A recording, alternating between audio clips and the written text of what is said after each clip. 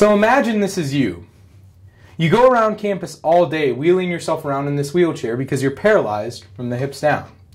You're leaving the comm building, you come through this lobby, and you go to push this button so that the door opens, and all you hear is that click, and the door doesn't actually open. What do?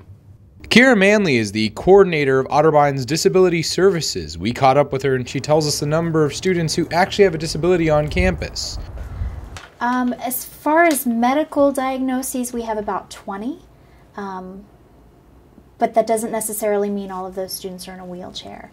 We have 110 total students registered with our department, but that ranges from students with learning disabilities to ADHD to psychiatric diagnoses, visual impairments, hearing impairments, Asperger's, all of the above. And Manley had this to say in response to the handicap accessibility button that does not work at the back door at the comm building. Yeah, I don't know that it's just one person's issue.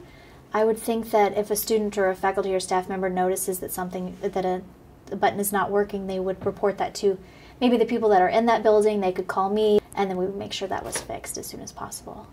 According to Section 504 of the Americans with Disabilities Act, or ADA, as applied to colleges and universities, the institution must provide reasonable accommodations to the student's known disability in order to afford him or her an equal opportunity to participate in the institution's programs, activities, and services as a whole. And Otterbein's transportation services may not always comply to an individual's needs.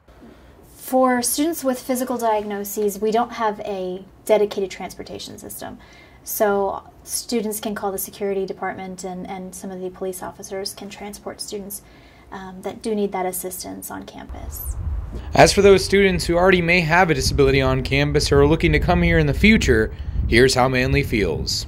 Every student is different and their needs are different. We have a lot of students these days that come in pretty self-sufficient and they're used to self-advocating and speaking up for themselves and communicating their own needs. So yeah, I think we're pretty good.